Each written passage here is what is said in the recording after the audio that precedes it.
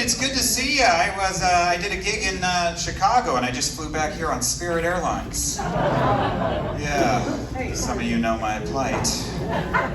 Quick lesson I learned with Spirit: never fly an airline named after what you could be when the plane crashes. That's all I'm saying. It's a good-looking crowd here tonight. Good-looking crowd, yeah. You guys dressed up, looking nice. Some of you brushed your teeth. I can smell the mint in the front row. Some of you left the kids at home. They're going to be okay. They're in their 30s now. It's okay. Yes. I read an article. Kids are staying at home longer because, well, one, they want to save money, but two, they want to take over the house when you guys move on to the other dimension. Yeah, it's true. It's like, hey, cool house, man. How'd you get this place? Emphysema. It's true. I'm just saying, you guys. I drove all the way here from Hollywood, and I got to tell you, it's getting exciting in Hollywood. I don't know.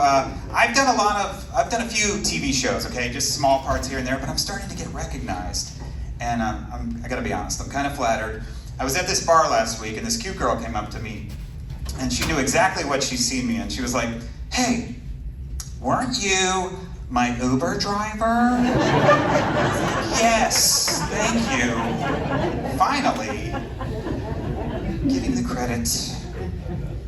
I am single, and single in 2024 is interesting. Yeah, I'm having to revamp how I'm thinking about things. I'm starting to decorate my apartment to attract a woman. Yeah, I've got towels hanging in my bathroom. One says his, the other says space available. It's true. I've been watching videos on YouTube, too. There's some videos on YouTube, and it's science, is what I'm figuring out. Scientifically, it says, this one video says, women are attracted to men with facial hair. So I thought, yes, I'm going to continue to grow out my unibrow. So, haven't decided on the Bert from Sesame Street or the Frida Kahlo. Both tremendous artists, by the way. But this video went on to say when guys wear the color red, women love it. You love it when we wear red, women. So I applied to Target. Start work on Monday, Tuesday, pick up an aisle 9, Wednesday, girlfriend. That's my plan. It's true. My last girlfriend was Catholic. I'm Catholic, but this woman was hardcore Catholic, like really hardcore. Like I would go over to her house. She had stained glass windows on her Prius. Yeah. And she broke up with me too, you guys. She broke up with me, and I was okay with it, but I was like, hey, what was the deal breaker? Why'd you break up? She said, well, I just didn't feel comfortable in our relationship. And I was like, Sister Mary Ignatius, what did you not feel comfortable with? My Catholic friends love that joke. All my Jewish friends are like, did he date his sister? That's weird. It's really weird.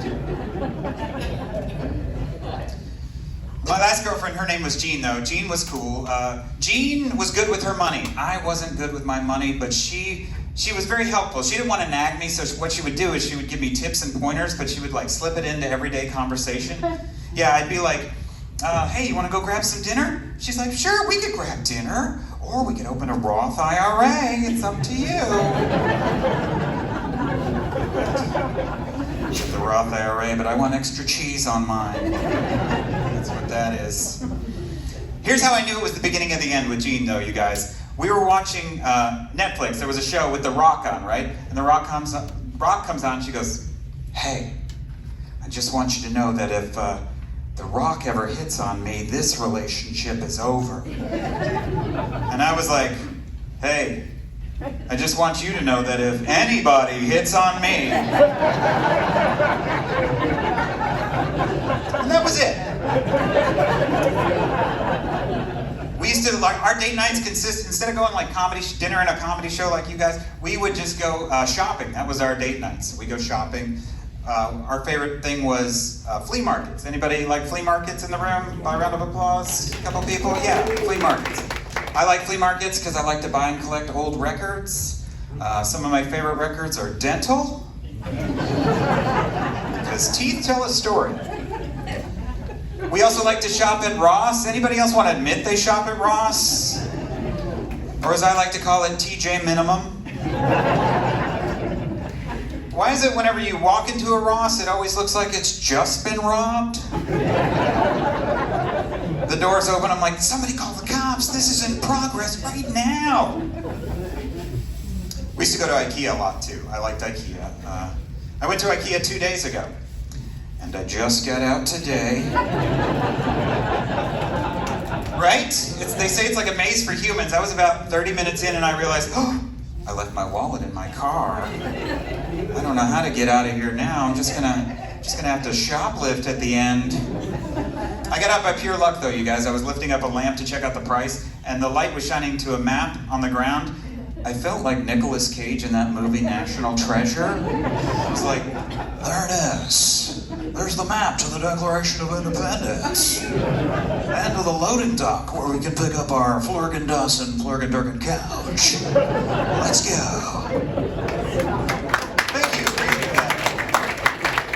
You know what I figured out about IKEA? It's not the shopping that takes a long time, you guys. It's the checkout lines. That's what takes forever. I was in line, there was a woman behind me, she was purchasing a bookcase. By the time I got to the checkout register, she had assembled it. Amazing. But Gene's our favorite place to go shopping was Costco. Everybody else like Costco? Yes, Costco is great. We went to Costco so much during our relationship, we turned it into a verb. I Costco, she Costco's, we have Costco'd. That's true. We also adopted a dog together at the time. She has custody. But we adopted a dog, and we got it from the Hollywood shelter. And we knew it was from the Hollywood shelter, too, because whenever we tried to feed him breakfast, he would only do brunch. Yeah, and it was a Bichon Poodle mix. Bichon is French. And we found out it was French, too. Whenever we'd say, hey, you want to go outside? You want to go outside? He'd be like, I don't care. Piss off.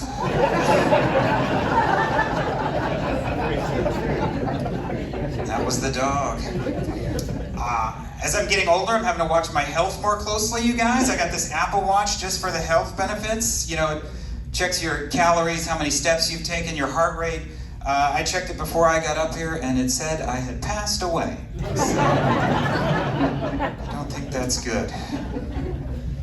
This summer I got COVID, and yeah, that was fun. I knew it was COVID. I didn't even have to do that home test, you know? I knew it was COVID because I lost my sense of taste. Yeah, if you go in my closet, it's all striped shirts and plaid pants. Never shop online when you're sick. That's what I learned. I was watching Pirates of the Caribbean recently, and I was like, I wonder who their healthcare provider is, you know? Like, what kind of health insurance do pirates have? This one pirate had a wooden leg, then he had a metal hook for a hand, and then he had a patch over his eye. And I'm like, well, who would even... And then it hit me. He's definitely with Kaiser. A couple of Kaiser reps here tonight. Didn't know that was going to hit that hard. Yikes. All right, you guys, let's move on to the guitar portion of the show. What do you say?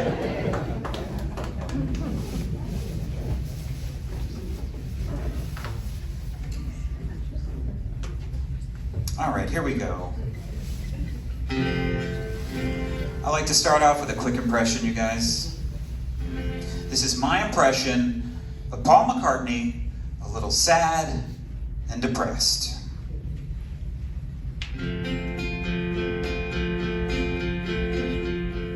Yesterday sucked. Thank you, these are quick.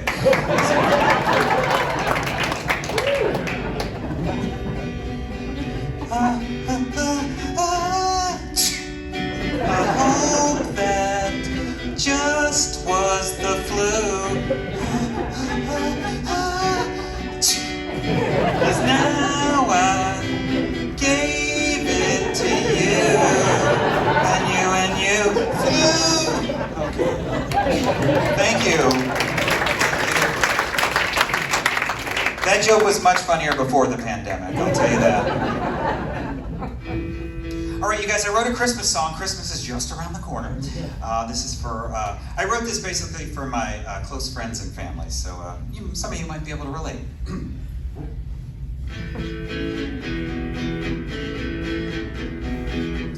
Merry Christmas, one and all. It's that time to have a ball. Give some gifts and get some too. But there's one thing you should do. Stop sending that family update Christmas card.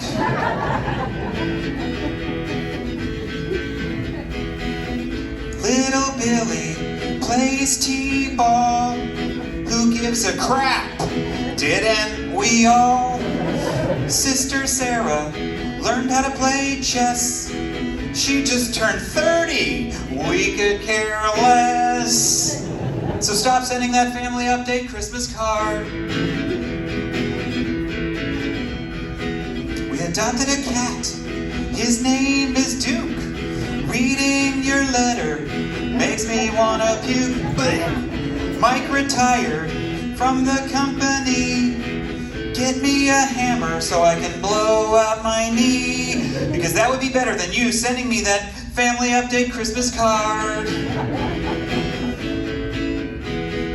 Jacob just turned 10, and I think that's great. And now you're doing keto, and you've lost some weight. Hey, 5 pounds doesn't count, okay? I could get Montezuma's revenge and lose 5 pounds. So stop sending that family update Christmas card.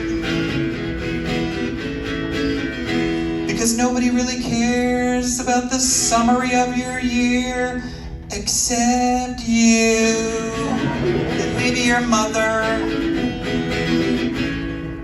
Thank you, guys. That was more for me, I think, than anything. I'm just getting that off my chest.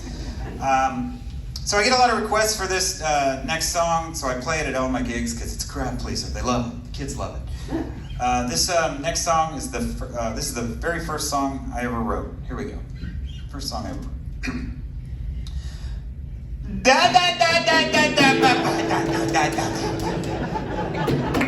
I was 2. I was young. It was a long time ago.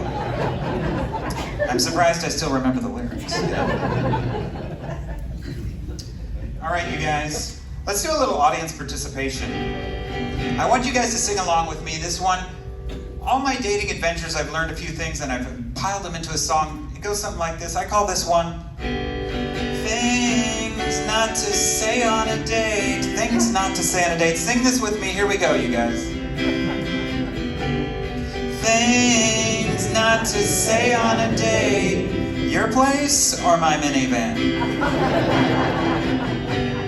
Things not to say on a date. Oh, that. Well, that'll go away with some ointment. Things not to say on a date. My mother's gonna meet us at the restaurant. Things not to say on a date. Nice ankle bracelet. I've got one too, except mine's electronic. Things not to say on a date. This is Gary, he's my bail bondsman. Things not to say on a date. Hey, who hasn't done time, huh? Thank you, guys.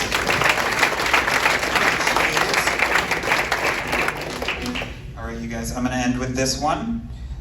Whenever I hear this song, wait, real quick, by the way, a lot of people say, hey Scott, this guitar you play up here, it's kind of a gimmick, it's kind of a toy, isn't it? You're not a real comic, you're just kind of a guitar player. And I'm like, no, I'm a real comic, and I love this guitar. This guitar is a piece of me. It's not some kind of toy or gimmick, it's something I cherish. I love this guitar. Thank you. It's like you read my mind. All right, I'm gonna end with this one, you guys. Whenever I hear this song on the easy listening station, Wicked Game by Chris Isaac, to me it sounded like he was falling asleep in the recording studio. See if you catch here what I mean.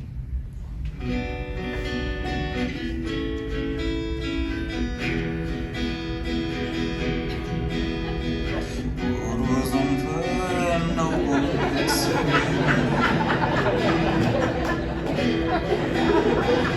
I never dreamed